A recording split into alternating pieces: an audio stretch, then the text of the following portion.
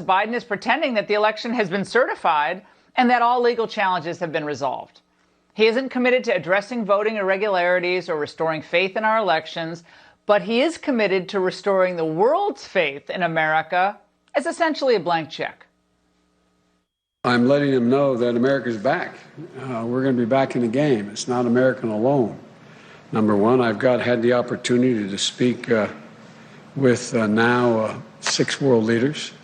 The reception and welcome we've gotten around the world from our allies and our friends has been real. So I feel confident that. When he says we're back, first of all, has he seen the economic numbers? Well, he means that he'll continue the ignoble tradition of subverting U.S. sovereignty by selling out American workers to a world order where key decisions are made overseas with little to no accountability to the U.S. Citizens here. Now, the Obama gang is back, that's for sure. Samantha Powers, Ben Rhodes, Susan Rice, and they intend to do whatever is necessary to reverse all the progress Trump's team made in holding NATO accountable for their military expenditures and China accountable for their anti-competitive trade practices. Here are the highlights of Biden's globalist shop of horrors. Buckle up. First, he will rejoin the Paris Climate Accord. It should be noted that the U.S. has led the world in CO2 emissions reductions since it exited the Paris Climate Accord under Trump. Biden's decision to rejoin the agreement would mean severe damage to the American economy. When Obama first joined Paris, he committed the U.S. to cut emissions 26 to 28% by 2025 as part of this, quote, accord. But Biden's promised to impose even more economically crippling climate policies.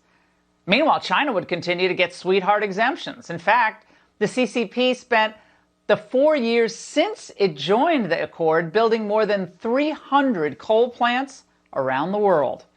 Second, Biden would rejoin the World Health Organization. Now, after the fiasco with the WHO's work on the virus, Trump was right to put the relationship on ice. The New York Times, on the day before the election, even reported that as it praised Beijing, the WHO concealed concessions to China and may have sacrificed the best chance to unravel the virus's origins. It agreed not to examine China's early response or begin investigating the animal source. It could not even secure a visit to Wuhan. Yet Biden wants to put the U.S. taxpayers back on the hook for hundreds of millions of dollars to the WHO? Think about that. Third, he's going to re-enter the Iran deal. Now, the Iran deal was an absolute disaster, so of course Biden wants to re-enter it. It was supposed to prevent Iran from getting a nuclear weapon and improve our relationship with their terror-funding regime, but instead, it accomplished neither. The Iranians loved it, though, and why wouldn't they?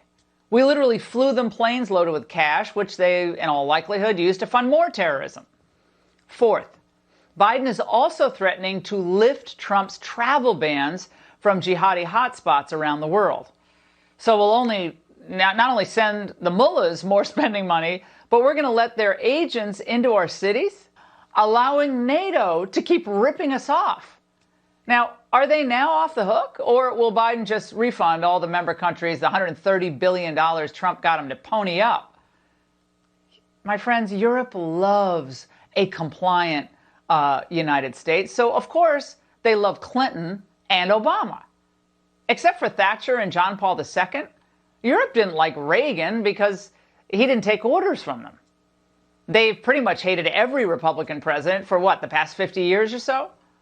Brussels loves weak U.S. presidents because it means international pressure will work, even if it means a lower standard of living for average Americans as a result. The EU is already salivating over what a Biden presidency means for the WTO, too. French Trade Minister Franck Riester is already making bold requests of Biden. The AP reports that Riester had another request of Biden to approve the appointment of Nigeria's former finance minister as the WTO's next director general. We know that today the United States is blocking her nomination, even though there is a large consensus among all the other states. The WTO is paralyzed. We need to give it strength back, he said. Well, Of course, China is ecstatic about this as well, knowing that under Biden, it will be able to run the table on trade with no roadblocks, weak oversight, and no tariffs. After all, Biden spent his entire political career kowtowing to Beijing.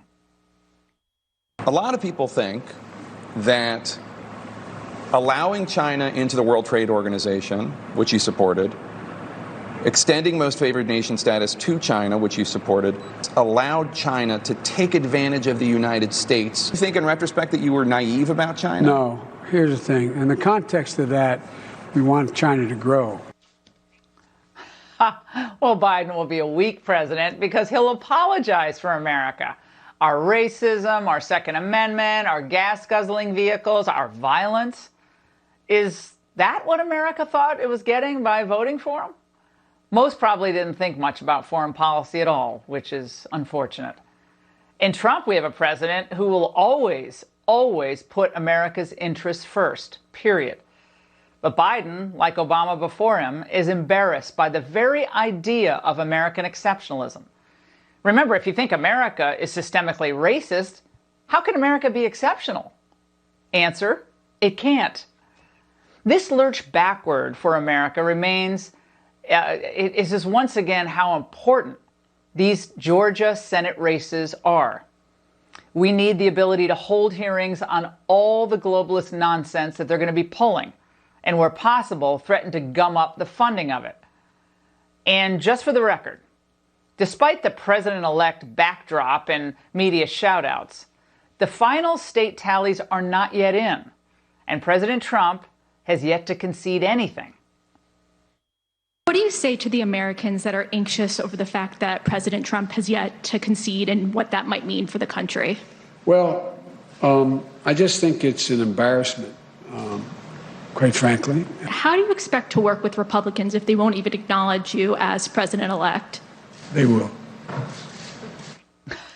Not if the final votes don't go your way or if widespread voter fraud is established, which will take time.